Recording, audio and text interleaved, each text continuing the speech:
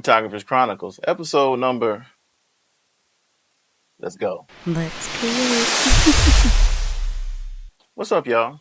Thanks for joining me again. Today, I think I got something that's going to be for photographers, mostly, maybe a little bit for the clients. Today, we're going to talk about farming out different assignments when it comes to your photo shoot. Now, I know from a business point of view, you kind of want to do everything yourself.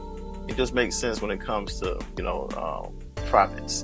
However, we're not professionals in all those aspects. We're not hairstylists, we're not designers, we're none of those things. So you kind of want to farm those out to the professionals if you want to get the best quality of work possible. The first person I want to recognize is going to be your makeup artist. You want to be able to get your hands on at least 3 different makeup artists. And the reason why I say 3 different ones, because first of all, they're busy. Secondly, there's different styles. I think that there are light and airy makeup artists. People who are better at that, basically for your bridal showers, anything to do with like a wedding and something that's going to be outside if you want to go for a light and airy look. And also I keep wanting to say photographers, there are makeup artists who are better with dramatics, more of your dark stuff, bolder colors, things like that. So you basically want to make sure that you have a nice selection when it comes to your makeup artist. Hand in hand with that makeup artist is going to be your beauticians. A lot of clients ask me, do I know anybody who's good at doing hair? And sometimes you'll have clients coming from out of town, so they may have to use somebody that's in your local area. Make sure you have a good idea of anybody who can do hair, and because they're very important. It really cuts your work down in half. Just as far as even with makeup artists, you want to make sure that your balls are bald, that your edge ups are crisp, the shaping of the hair, all those things. It's just things you don't have to worry about whenever you do the photo shoot. Make sure the ladies, if you're getting installs, make sure that they're full. You want to make sure that this area here is on point, because let me tell y'all, to be able to edit those, they are nightmares. And trust me, I know photographers who actually charge extra to do that because it's just a joke. So make sure you got yourself a good beautician. Along those same lines, I think it's a good idea to have a good stylist. Stylist takes the worry out of your outfits. Usually when I have my photo sessions, people can bring 5, 6 different outfits.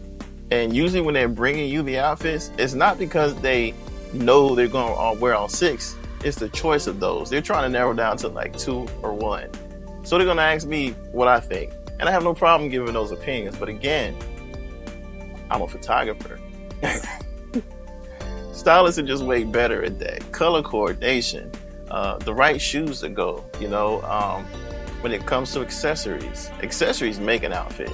So all of those things, they're the professionals, not me. And I think it's just a good idea to have somebody who can bring clothes in.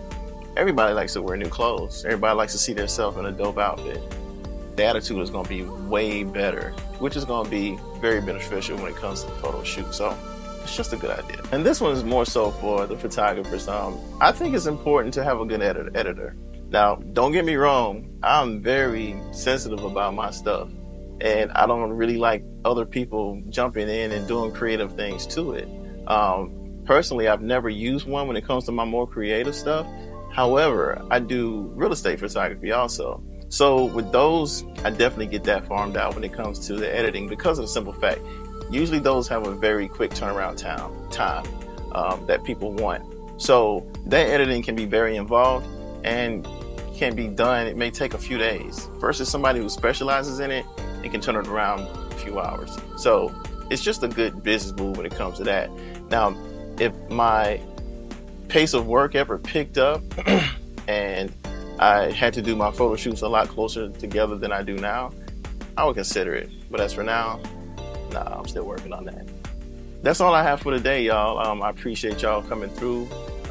As per usual, if you have any questions or comments, feel free to drop them down here in the comment section. I'll get back to them as soon as I can. Until next time, y'all be easy.